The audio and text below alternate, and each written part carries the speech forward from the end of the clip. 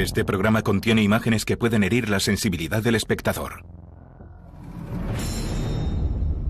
Al final, nada me satisfacía. Nada. Ni las cosas normales. No me complacía salir a comer. Me sentía vacío, frustrado y obligado a seguir haciéndolo.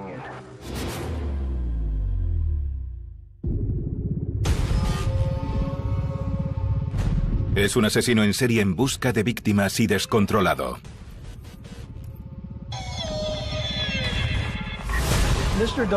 El señor Dahmer se decantó por el canibalismo porque tenía la retorcida esperanza de que de esa forma mantendría cerca a sus víctimas. Pensaba que al comerse sus cadáveres seguirían viviendo a través de él. El número de sus víctimas se eleva a 16, entre las que se incluyen 2 chicos de 14 años.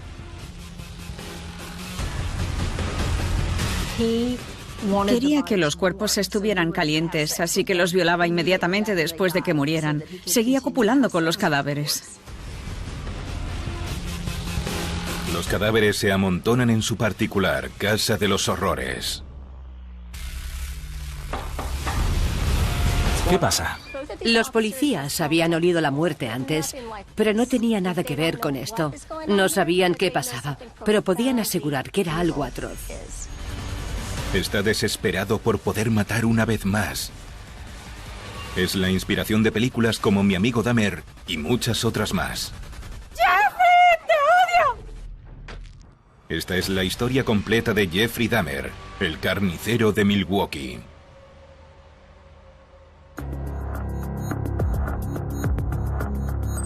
Todo comienza en 1991 con su primera víctima, Stephen Hicks. ¿Por qué? Porque está solo. Después Stephen Tuomi, porque está borracho. No obstante, Dahmer evoluciona con el tiempo. Se ha convertido en una insaciable máquina de matar. Un sigiloso depredador que ha convertido a los bares de ambiente de Milwaukee en su coto de caza. Me gusta la gente, la forma humana, o sea, los músculos grandes. ¿Sí? Sí. Jeffrey Dahmer dedicó especial atención a tener una apariencia que no fuera amenazante. No era brusco, era educado e inteligente. Incluso era tímido y discreto. Pero detrás de esa fachada se escondía un monstruo. Ha perfeccionado el ritual que emplea para matar a sus víctimas. Las seduce, les ofrece dinero para ir a su casa. Les ofrece bebidas con somníferos triturados.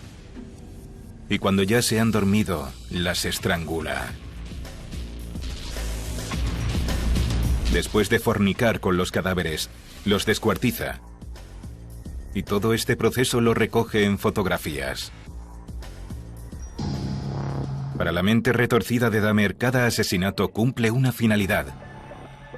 Cada cráneo forma parte de un macabro altar dedicado a él mismo, donde convierte vidas humanas en meros accesorios que emplea para satisfacer sus deseos enfermizos.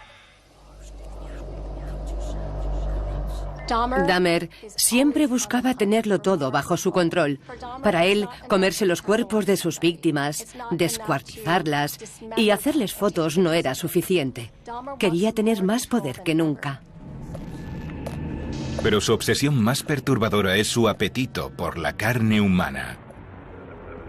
La sazonaba con sal, pimienta y salsa y decía que sabía como un filete mignon. Se le conocía como el caníbal de Milwaukee porque se comía partes del cuerpo de sus víctimas. Jeffrey conservaba algunos trozos porque sentía un profundo apego por cada víctima. Ha habido algunas desapariciones en los alrededores. Dahmer intenta crear un zombi del joven Conerak Sinthasomphone, inyectándole ácido en el cráneo. Dahmer hace una pausa para tomarse una cerveza y Conerak sale a la calle desorientado. Las testigos, aterrorizadas, llaman a la policía. Emergencias de Milwaukee, operador 71. A ver, bueno, estoy en la 25 con State. Y hay un chico al que parece que han pegado. Está lleno de cardenales. No se mantiene en pie, está muy mal herido. Sorprendentemente, a pesar de la existencia de varias señales que harían sospechar a cualquiera, y el cadáver de Tony Hughes en el suelo de su dormitorio, Dahmer logra convencer a los policías de que no pasa nada. Se asomó a la habitación, pero se fue sin ver nada. No sabía que, apenas a 1 metro, el cuerpo de Tony Hughes estaba en el suelo, pudriéndose. Llevaba ahí 3 días. No sé cómo la policía no lo vio, pero se les escapó. Dahmer cada vez tenía más ansias de conseguir nuevas víctimas. Había empezado a ser imprudente. Sus vecinos llegaron a quejarse de los fuertes olores que procedían de su apartamento.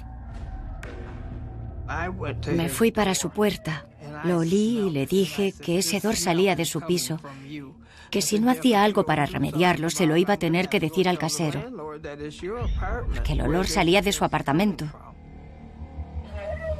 Últimamente Dahmer no ha acudido al trabajo con la excusa de que estaba enfermo. Le acaban de despedir. Cada vez se esforzaba menos. Hacía chapuzas. Él era consciente de que estaba encubriendo un crimen y que aquello estaba mal. Sabía que en algún momento alguien se daría cuenta, que le acabarían descubriendo. Están a punto de desahuciarle. Si eso pasa, descubrirán su particular altar sagrado y, consecuentemente, saldrá a la luz el monstruo que Dahmer es en realidad. Pero eso a él no le importa. Su sanguinario apetito le exige encontrar carne fresca. Cuanto más mata, más desea. Creo que dejó de importarle que le detuvieran. Se convirtió en una máquina de matar y estaba totalmente descontrolado. Tan solo 4 días después del asesinato de Oliver Lacey, Dahmer se cruza con Joseph Bradoff, un joven de 25 años. Joseph Bradoff tenía una familia que mantener. Tenía 3 hijos y se acababa de mudar a Milwaukee para encontrar trabajo. Cuando Dahmer se encontró con él y le ofreció ganar $50 de forma rápida, tuvo que aceptar. Dahmer droga y estrangula a la que es su 17ª víctima. Y Joseph Bradoff pasa a ser uno más de su colección. Es el infierno, un lugar repleto de trozos de cadáveres.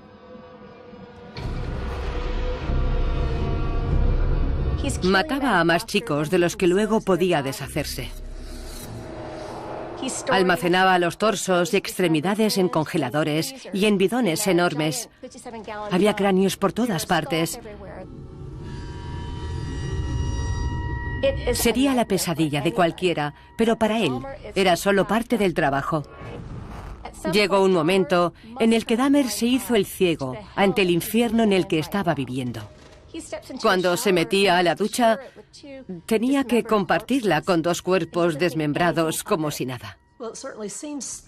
Es como si sintiera que había una cuenta atrás que en algún momento llegaría a 0. En Milwaukee, Wisconsin, Dahmer sale a las calles en busca de víctimas potenciales a las que ofrecía dinero a cambio de hacerles una sesión de fotos. Pero todos se niegan. Dahmer empieza a estar algo alterado cuando se cruza con Tracy Edwards, de 32 años. A esas alturas, Dahmer estaba desesperado por encontrar al hombre que completara su altar, pero cuanto más se exasperaba, más fácil era para sus potenciales víctimas darse cuenta de que era un tipo del que era mejor alejarse. En este punto, se acercaba a casi cualquier persona que veía. Uno de esos individuos era Tracy Edwards, recién llegado a la ciudad. Quizás ni siquiera supiera qué había pasado en Milwaukee, ni cuántos hombres habían desaparecido.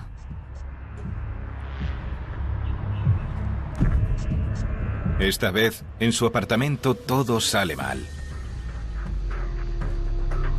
Primero, su invitado se percata del extraño olor.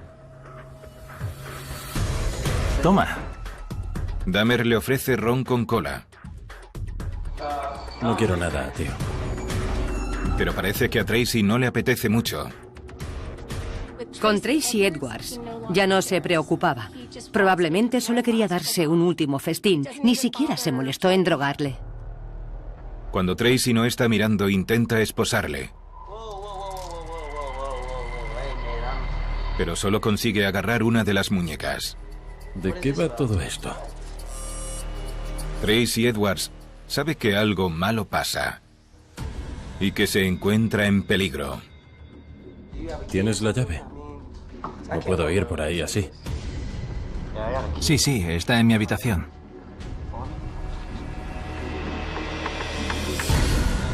Después, le amenaza con un cuchillo.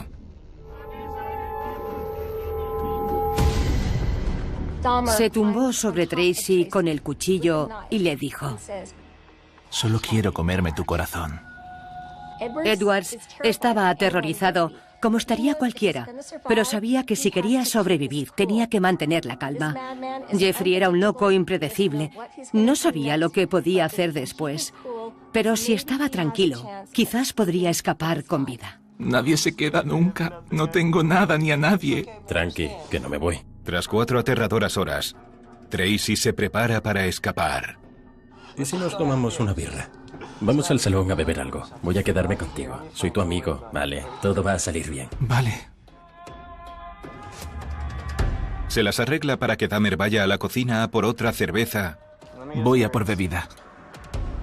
Y cuando está distraído, sale corriendo.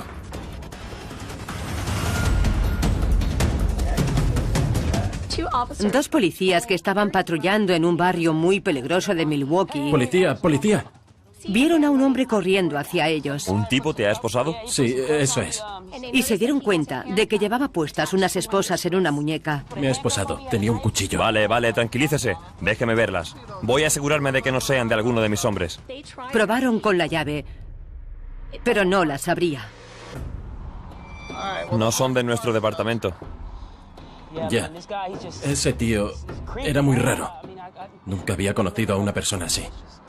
¿Dónde has ido? En un apartamento a este lado. Vamos a echar un vistazo, ¿vale? Vale.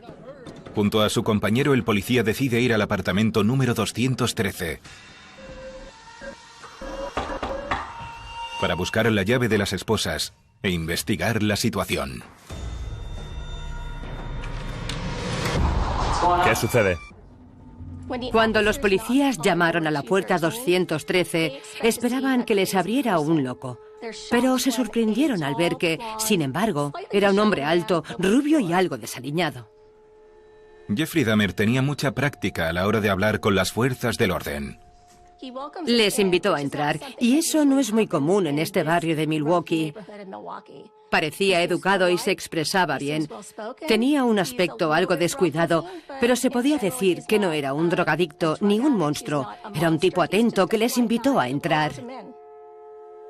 Pero hay algo que no les termina de convencer de este hombre aparentemente cortés. A ambos les llegó un olor horrible. Los policías habían olido la muerte antes, pero no tenía nada que ver con esto. No sabían lo que pasaba, pero podían asegurar que era algo atroz. Jeff, hay un chico fuera que dice que le has puesto unas esposas aquí. ¿Tienes la llave? Uno de los policías le pregunta que dónde tiene la llave. Está en mi habitación. Dahmer le indica dónde está el cuarto e intenta seguir al policía. Un momento, voy a... Jeffrey, mejor siéntate. El otro policía le para. Ve a comprobar la habitación. Voy. Su compañero se dirigió a la habitación para buscar la llave de las esposas. Allí vio unas cuantas fotos y las cogió para verlas. Al principio parecían fotos privadas de una pareja de amantes, pero cuando se fijó bien, se quedó aterrorizado. Eran imágenes de cuerpos decapitados, desmembrados y con las vísceras fuera. Pensó, ¿es una película de miedo? ¿Son fotos de alguna peli slasher? Pero cuando miró a su alrededor, se dio cuenta de que los muebles de la habitación eran los mismos que aparecían en las fotografías. En ese momento se le heló la sangre. Sabía que pasaba algo horrible. Llamó a su compañero para decirle que ese tío estaba enfermo. Mientras tanto, el otro policía busca el origen de ese olor tan fuerte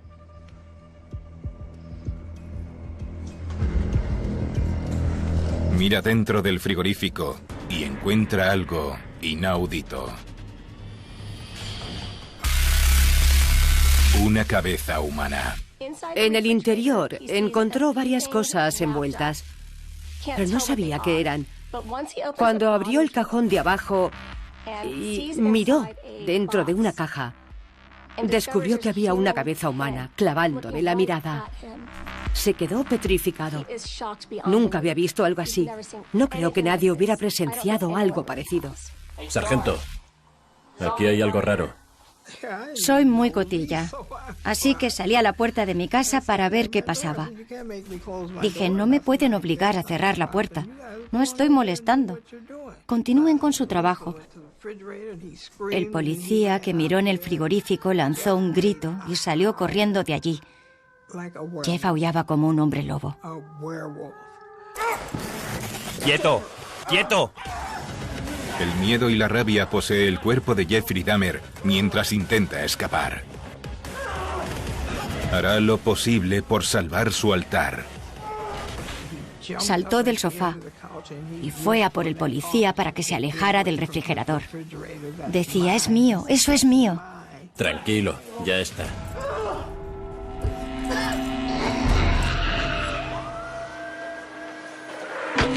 Los agentes encargados de inspeccionar la escena del crimen están estupefactos. En un bidón de 220 litros hay 3 torsos. En otro frigorífico y en un congelador hay cabezas, corazones y torsos. Y también encuentran 2 esqueletos y 7 cráneos esparcidos por el apartamento. Fue simplemente espantoso. No paraban de sacar un cadáver tras otro del apartamento. Nunca había visto nada igual. Miren donde miren, los investigadores encuentran restos humanos. Dentro del armario del pasillo, hallan un hervidor de aluminio con manos cortadas y genitales momificados. En un archivador, conserva un esqueleto humano completo, cráneos pintados, una cabellera y más genitales momificados.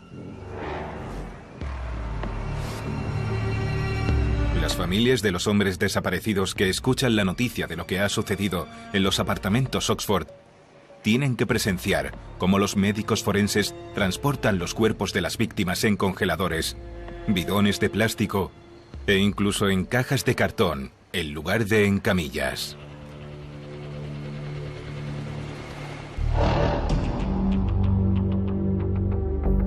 En la comisaría, los detectives Kennedy y Murphy se sientan a hablar con Jeffrey. Sospechan que ha sido el autor de 11 asesinatos, pero el hombre que tienen delante es una caja de sorpresas. Cuéntemelo de nuevo. El primer joven al que asesinó fue en 1978. Cooperó en todo momento. Renunció a sus derechos Miranda y reconoció todo lo que había hecho. Dio mucha más información de la que podría haber recopilado la policía. De hecho, cuando me encontré con él me dio la sensación de que quería ser sincero. Incluso creo que él mismo estaba algo desconcertado al contar las razones que le llevaron a hacer las cosas que hizo. ¿Arremetió de alguna forma contra Steve Hicks? Bueno, durante las siguientes 2 semanas, los investigadores pasan más de 60 horas junto a Dahmer, escuchando su confesión. Admite haber acabado con la vida de 17 personas, una en Ohio y 16 en Wisconsin. Da detalles sobre su rutina a la hora de asesinar y las razones que le llevan a ello. Su única condición era que su víctima fuera alguien muy atractivo. Desde mi punto de vista, en parte Jeffrey estaba aliviado de que todo se hubiera acabado. Llevaba años atormentado. No estaba orgulloso de los asesinatos, así que llevaba mucho tiempo siendo una persona torturada y conflictiva. Creo que cuando se acabó todo sabía que alguien se había escapado. Esperó a que llegara la policía. Supongo que sintió un enorme sosiego al ver que todo había llegado a su fin y así no pudiera volver a hacerlo.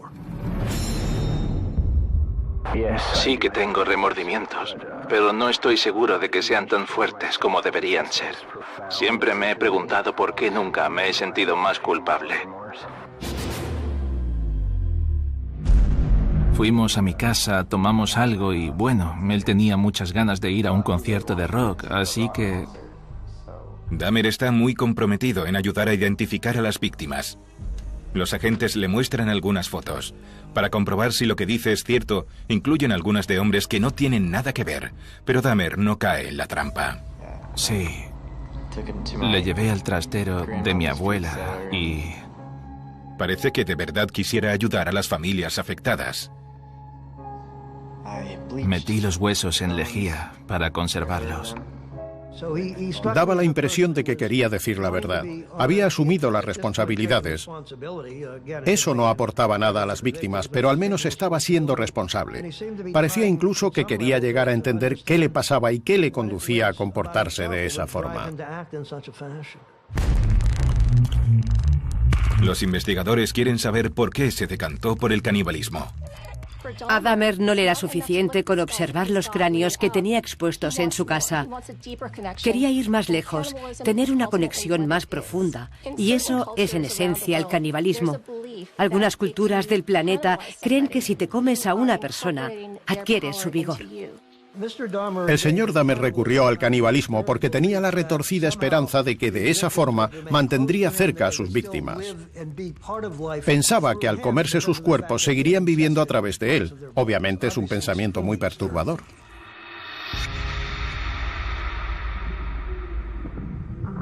El último objetivo que quiere conseguir es crear el altar perfecto. El altar era una forma de no sentirse solo. Eran relaciones en las que él tenía el poder absoluto. Él los había matado y los tenía ahí, mirándole. Cada cráneo pertenecía a una persona de la que tenía recuerdos y cada vez que los mira, se acuerda de la noche en la que se conocieron, cómo acabó con sus vidas e incluso las fotos que tomó.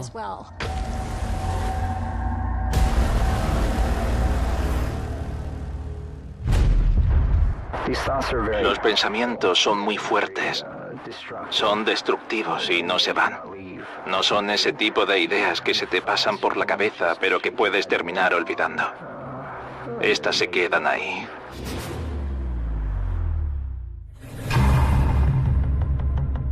Se ha corrido la voz. La policía ha detenido a un asesino en serie. Le llaman el carnicero de Milwaukee. Por la noche la noticia ya es de interés internacional. Revolucionó el mundo porque había gente que venía de todas partes cuando se enteraron de lo que había pasado. Salí de casa y tuve que volverme corriendo. Había gente por todos lados en los edificios de apartamentos, hasta en las azoteas.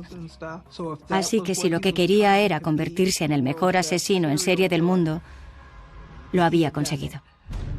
Le pedimos que tenga humanidad y que deje que se haga justicia. Pero el mayor bombazo vino con la publicación de las llamadas al servicio de emergencias de las personas que declararon que habían visto a un joven desnudo y herido. Hay un chico que ha sido agredido.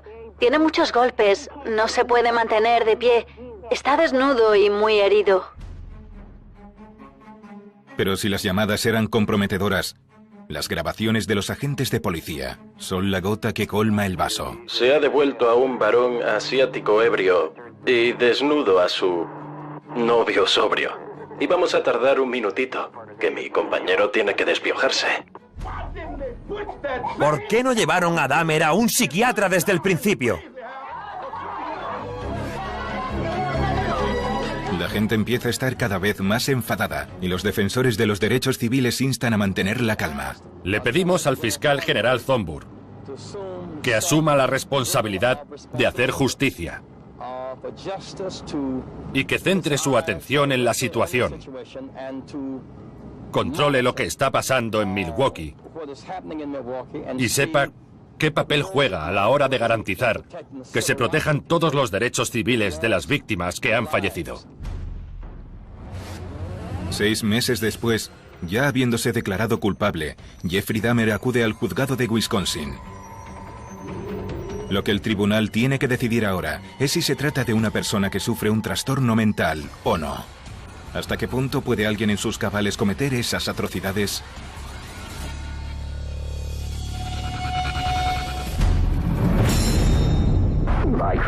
Yo he creado este circo de los horrores y solo tiene sentido si yo acabo con él. Para siempre.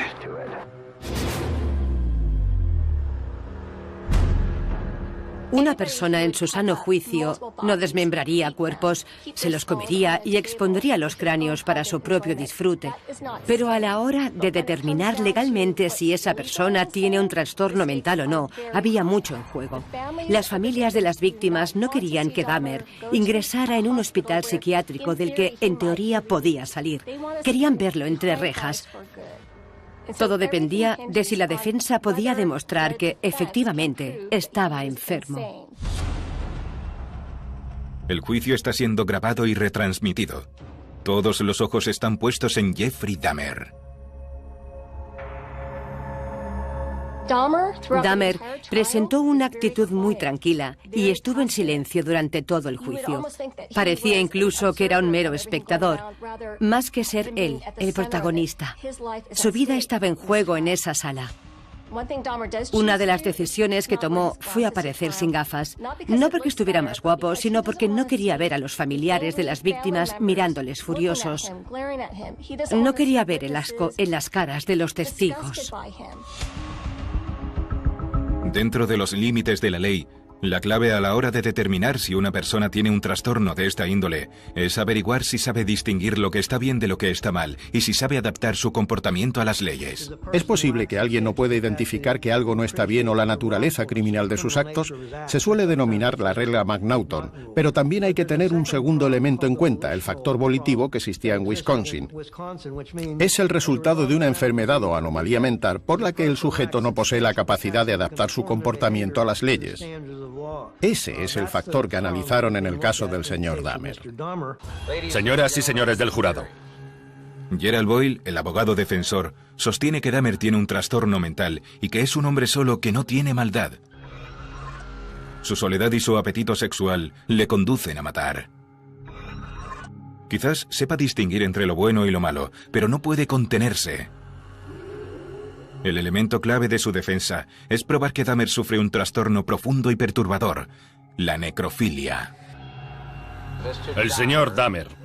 Boyle tenía que convencer al jurado de que Dahmer era un necrófilo porque necesitaba demostrar que estaba en las garras de una enfermedad que no podía combatir.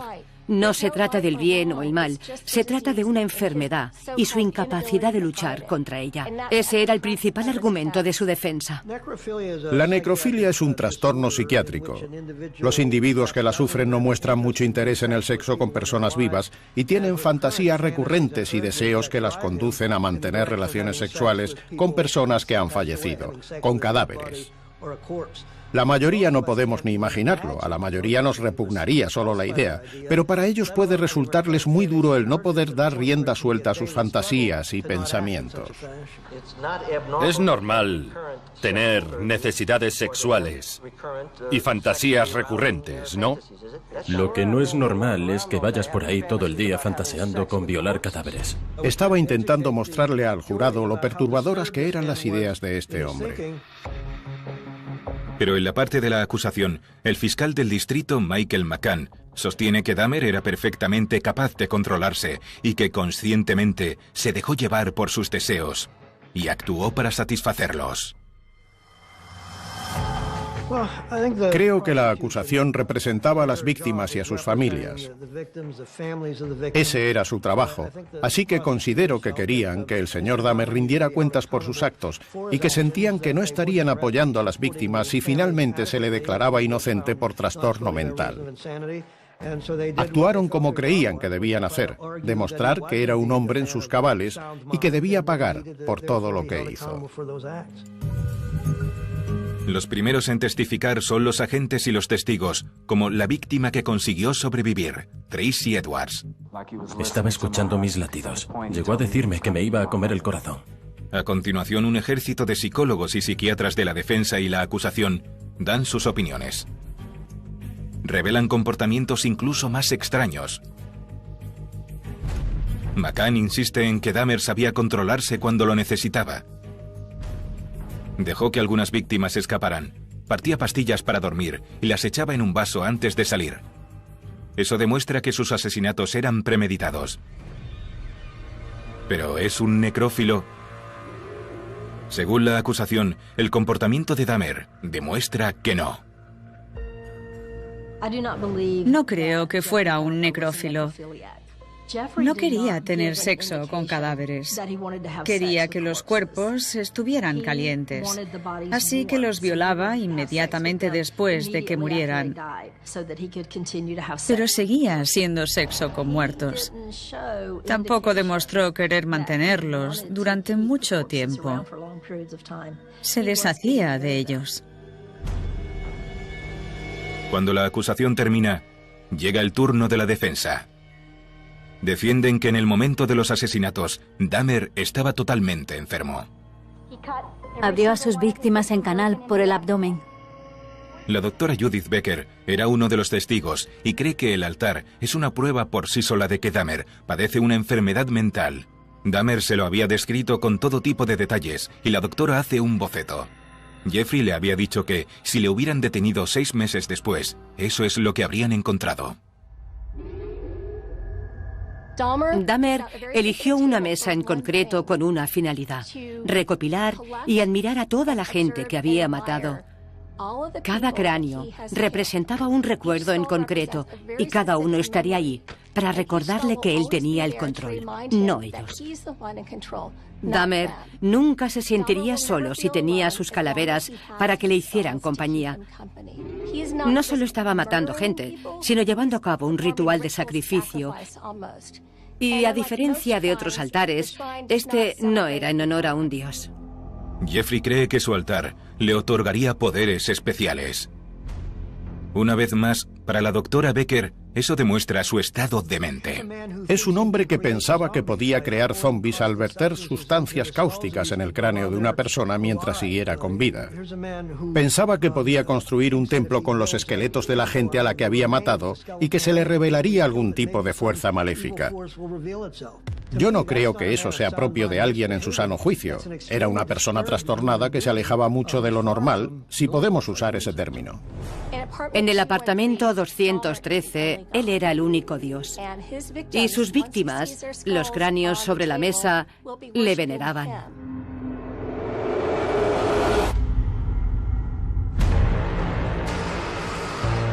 «15 días después, en el día de San Valentín de 1992, ambos letrados presentan sus conclusiones definitivas.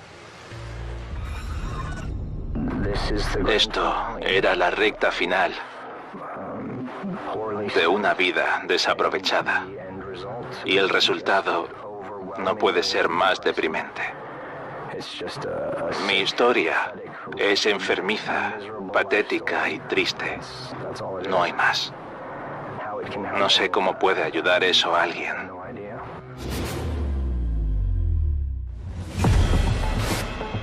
Dos semanas después, en Milwaukee, el jurado emite su veredicto. Solo han tardado 5 horas. El estado de Wisconsin contra Jeffrey L. Dahmer. Primera pregunta, ¿sufría el acusado Jeffrey L. Dahmer una enfermedad mental? La respuesta es no. Lo siento por sus padres. Espero que sientan el dolor que sentimos nosotros por los actos de su hijo. Ahora tenemos que recomponernos. Tenemos que empezar a vivir. Antes de dictar sentencia, los familiares tienen la oportunidad de dirigirse directamente a Jeffrey Dahmer. Tras años de miedo y confusión, y tras conocer la espantosa verdad, quieren que sepa cómo ha destrozado sus vidas. Señora, ¿podría identificarse primero, por favor? Mi nombre es Shirley Hughes. Shirley Hughes es la madre de Tony, el chico sordo que consideraba a Jeffrey su amigo. Me gustaría decirle a Jeffrey Dahmer que no sabe cómo se sufre. El dolor, el haber perdido a alguien y el estado mental en el que ha dejado a la familia. Así solo puede actuar una persona desequilibrada. Rita Isbell, la hermana mayor de Errol Lindsay, el chico al que Jeffrey intentó convertir en un zombie. ¡Jeffrey! ¡Te odio, hijo de p***! ¡Te odio! ¡Te odio! ¡Mi asesino te hubiera matado, te lo juro! Dorothy Strotter, madre de Curtis, que confió en Dahmer cuando se ofreció a ayudarle con su carrera de modelo. Le quitaste la vida a mi hijo de 17 años. Ya nunca tendré la oportunidad de decirle que le quería y por eso nunca te perdonaré. Casi me destrozas, pero me niego a dejar que me destruyas. Saldré adelante. Hay muchas víctimas. Gente que ha perdido a seres queridos, rabia y sufrimiento. Jeffrey, eres el puro diablo, que andaba suelto por nuestras calles. No puede haber nadie como tú andando por nuestras calles. Jeffrey Dahmer, quiero que sepas el dolor que le has causado a mi familia. Era mi pequeño y me lo arrebataste. Acabó con la vida del niño de la familia. Espero que vayas al infierno.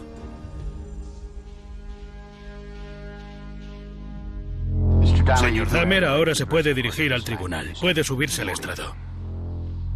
Así pues, Dahmer dedica unas palabras al tribunal. Sé que la sociedad nunca será capaz de perdonarme por todos mis actos, ni tampoco las familias de las víctimas. Las he visto llorar, y si pudiera dar mi vida ahora mismo para traer de vuelta a sus seres queridos, lo haría. Lo siento muchísimo. Ahora es el deber del tribunal de dictar sentencia del caso. Primera condena, el tribunal propone la pena de muerte. Segunda condena, cadena perpetua. Tercera condena, cadena perpetua. 2 días después, el juez condena al asesino en serie y caníbal Jeffrey Dahmer a 15 cadenas perpetuas consecutivas. 3 meses después, también es condenado a otra cadena perpetua por la muerte de Stephen Hicks, al que asesinó en otro estado. Si pudiera vivir para cumplir condena, pasaría en la cárcel 900 años. De esta forma, no daremos al acusado la oportunidad de andar por las calles de nuestra comunidad como un hombre libre, nunca más.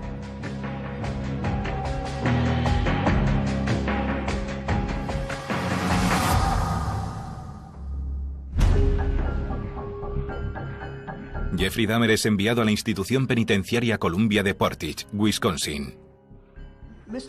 Dahmer se bautizó en la cárcel. Creo que cuando ingresó en prisión pensó que quizás, volcándose en la religión, conseguiría la salvación. Sé que habrá gente que no lo crea, pero por lo que llegué a saber de él, considero que era una persona muy sincera y franca. Por su propia seguridad, en un principio se le destina a una celda de confinamiento solitario. 1 año después es trasladado a una unidad con menos seguridad, donde se le asigna un trabajo. El resto de presos están muy irritados porque piensan que le están dando una atención especial. Le trataban como si fuera una superestrella.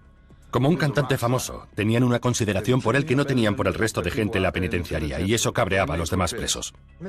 El señor Dahmer no estaba en custodia protectora sino fuera con el resto de presos. Algunos pensaban que se había librado y que deberían haberlo encontrado en un estado en el que le hubieran ejecutado. Después de 2 años de condena, mientras Jeffrey Dahmer está trabajando, Christopher Scarver, un preso de 25 años condenado por asesinato, le ataca y le golpea hasta matarlo.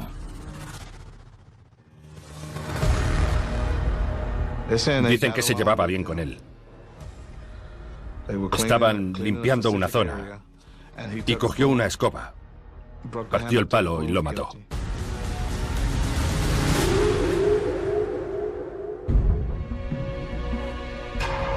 Las reacciones de la sociedad oscilaban entre el espanto y el júbilo. No era humano, así que no se merecía más que eso. Deberían haberlo matado antes. Bien. Lo único que me entristece es que mi familia no tuvo la oportunidad de tener el cadáver. Ellos sí la tienen. Cuando vayan al funeral o a identificarlo, podrán verlo. A nosotros no nos quedó nada de Errol. Tenemos que recordar a nuestros seres queridos por la última vez que los vimos con vida. A veces pasa esto. Fue una fiesta. En lo que a mí concierne, conozco a mucha gente que se alegró de que estuviera muerto. No se lo he contado a nadie. Cuando la noticia salió a la luz y dijeron que lo habían matado, la gente lo aplaudía. Yo Subí a mi habitación a llorar y me encerré para que nadie pudiera verme. Había muerto. Qué desperdicio de vida. No llegó a conseguir lo que quería. Encontrar un amor para siempre. Alguien que le quisiese. Hoy, décadas más tarde, el mundo todavía reacciona con pavor, confusión y desconcierto a la historia de Jeffrey Dahmer. ¿Cómo pudo hacerlo? ¿Por qué nadie se dio cuenta antes? ¿Puede volver a pasar? Creo que la psicología del caso de Dahmer es interesante, lejos de desconsiderar las atrocidades que cometió. Y además entender y explicar qué hizo no es una forma de excusarle, pero sí podemos aprender más sobre cómo una persona puede llegar a convertirse en alguien como Dahmer. Podríamos prevenir que se vuelva a repetir la historia. Es muy importante comprender cómo la gente se desarrolla sexualmente, tanto en lo que entendemos como normal como en lo que no. Concebimos a la mayoría de asesinos en serie como monstruos, como si no fueran humanos. Creemos que no tenemos ni la más mínima cosa en común, pero Jeffrey Dahmer tenía tanta humanidad que era hasta desconcertante. Sí que podemos comprender su necesidad de compañía y su soledad. Creo que el origen de sus actos era que quería encontrar un compañero, alguien que estuviera con él y que le aceptara tal y como él era. Y la única forma de conseguirlo era creando uno a su gusto. Es un triste capítulo de la historia de Estados Unidos y esperamos que no se vuelva a repetir. Jeffrey Dahmer, un asesino en serie y caníbal. Un hombre extraño y retorcido que siempre nos recordará que la confluencia de la naturaleza y el apetito a veces engendra criaturas propias de una pesadilla.